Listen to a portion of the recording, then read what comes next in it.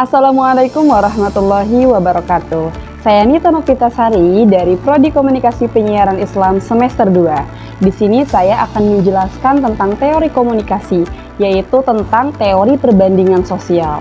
Sebelum menjelaskan lebih jauh, di sini saya akan memperkenalkan siapa sih tokoh penemu dari teori perbandingan sosial ini.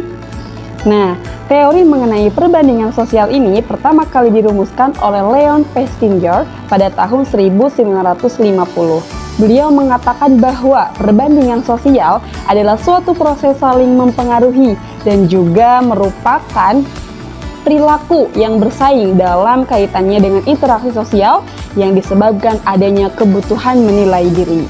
Nah, kebutuhan ini itu dapat dipenuhi dengan cara melakukan perbandingan antara diri sendiri dengan orang lain. Sebelum jauh menjelaskan tentang apa itu teori perbandingan sosial, di sini saya akan membacakan tentang latar belakang dari teori perbandingan sosial.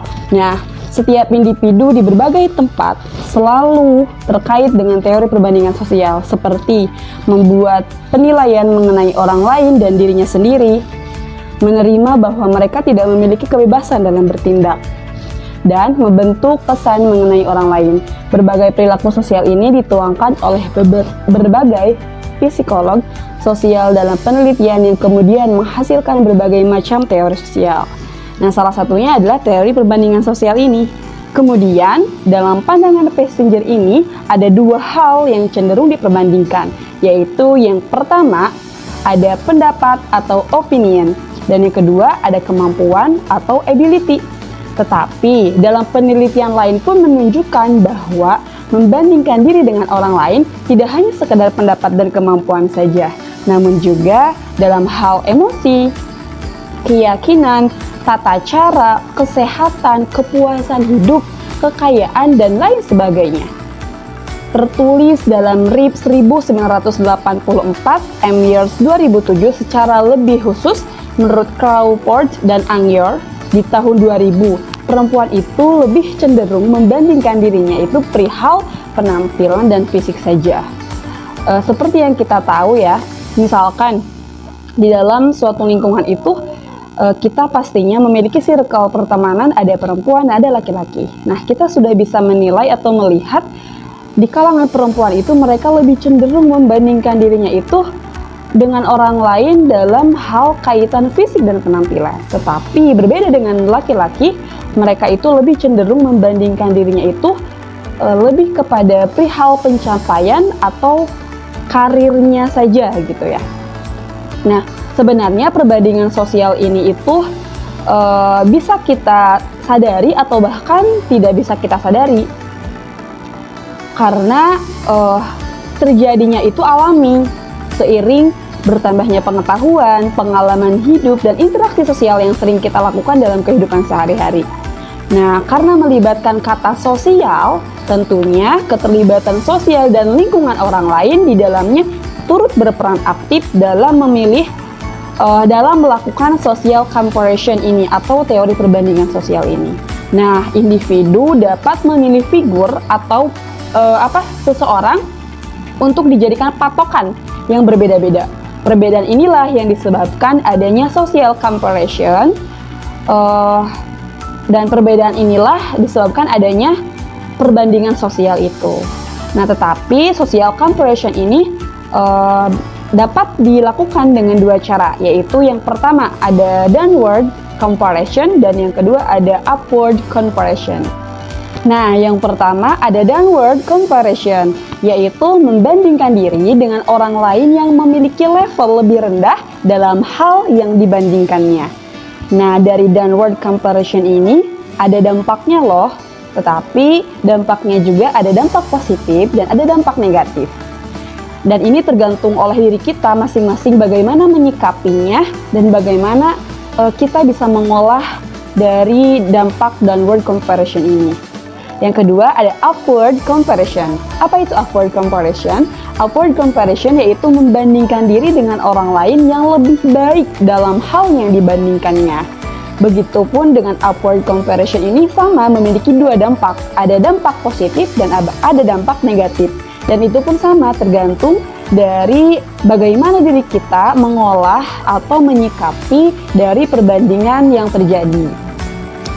Aktualisasi atau contoh dari perbandingan sosial ini adalah saya bisa ambil contoh misalkan di dalam suatu lingkungan sekolah, di dalam kelas ada 2 orang siswa. Nah, satu siswa yang bernama Ana, dia memiliki kelebihan yaitu cerdas di dalam akademisnya, dan yang kedua yaitu Ani, dia dikategorikan memang kurang dalam hal akademisnya. Kemudian pada suatu hari mereka sedang melaksanakan ujian sekolah. Nah, seiring berjalannya waktu, akhirnya ujian pun telah selesai dilaksanakan. Sampai pada akhirnya hasil dari ujian sekolah tersebut selesai dinilai oleh gurunya.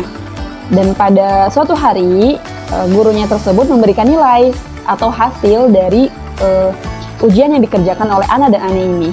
Kemudian dibagikanlah soal-soal tersebut kepada anak-anak yang ada di sekolah atau ada anak-anak yang di kelasnya.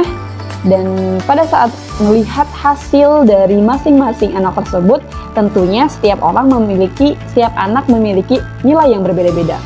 Nah, kemudian karena Ana dan Ani ini mereka duduk berdekatan atau satu bangku, akhirnya mereka melakukan percakapan lah. Si Ana bertanya kepada si Ani, "Ani, nilai kamu berapa?" Kemudian Ani menjawab, "Nilaiku 70. Kalau kamu?" Ana menjawab pertanyaan dari Ani, "Nilaiku 90. Nah, kemudian setelah mereka melakukan percakapan tentang saling bertanya nilai, kemudian di sana pasti akan terjadi yang namanya teori perbandingan sosial. Baik Ana ataupun Ani, mereka akan saling membandingkan dirinya masing-masing dengan temannya. Contohnya, misalkan si Ana ketika mengetahui nilainya lebih tinggi dibandingkan Ani, pasti dia akan membandingkan dirinya dengan Ani. "Wah, nilaiku lebih tinggi ini dari Ani." Nah, akan terjadi 2 dampak yang akan terjadi. Nah, kalau si Ana ini tadi membandingkan dirinya itu yang dinamakan dengan upward comparison. Jadi dia membandingkan dirinya itu dengan orang lain yang lebih baik dalam hal yang dibandingkan. Jadi dia merasa bahwa nilainya itu lebih besar daripada si Ani. Maka akan terjadi 2 dampak yang akan terjadi dari perbandingan sosial tersebut. Dampak pertama yaitu dampak positif. Si Ana akan merasa dirinya bersyukur dari hasil yang didapatkan. Ana akan merasa bahwa alhamdulillah nilaiku lebih tinggi daripada Ani, sehingga dia akan lebih semangat untuk belajar dan mempertahankan nilainya. Kemudian dampak negatifnya itu adalah si Ana akan menjadi sombong dan dia akan menjadi seorang yang takabur. Contohnya, "Wih, nilaiku lebih bagus dari Ani nih." Dia akan menjadi sombong dan dia akan merasa untuk ngapain belajar, aku kan udah pinter. Nah, itu adalah dampak negatif dari upward comparison ini. Nah, kemudian si Ani pun akan sama membandingkan dirinya dengan Ana, yaitu dinamakan dengan downward comparison, membandingkan diri dengan orang lain lalu memiliki lebih rendah dalam hal yang dibandingkannya. Nah, Ani merasa bahwa dirinya itu mendapatkan nilai lebih rendah daripada Ana. Kemudian dia membandingkan dirinya, "Nilaiku lebih rendah nih dari Ana." Akhirnya akan keluar dampak positif dan dampak negatifnya. Dampak negatifnya adalah si Ani akan merasa tidak percaya diri, kemudian murung, dan yang selanjutnya dia akan kehilangan rasa semangat dalam belajar. Itu dampak negatifnya. Tetapi dampak positifnya pun ada. Ani akan merasa lebih semangat belajar agar bisa mengejar nilai Ana dan teman-teman yang lainnya. Nah, jadi kesimpulannya adalah social comparison ini akan kerap terjadi dalam kehidupan sehari-hari kita, baik disadari ataupun tidak. Nah, bagaimana tergantung diri kita bisa mengolah atau tidaknya, dan dampaknya pun jika memang perbandingan sosial ini dampaknya baik untuk diri, maka pertahankanlah dan perlu. Tapi jika memang perbandingan sosial ini membuat diri kalian lebih ngedown, atau bahkan muncul rasa tidak percaya diri, maka solusinya adalah stop membandingkan diri sendiri dengan orang lain. Bersyukur, syukuri atas apa yang telah Allah berikan.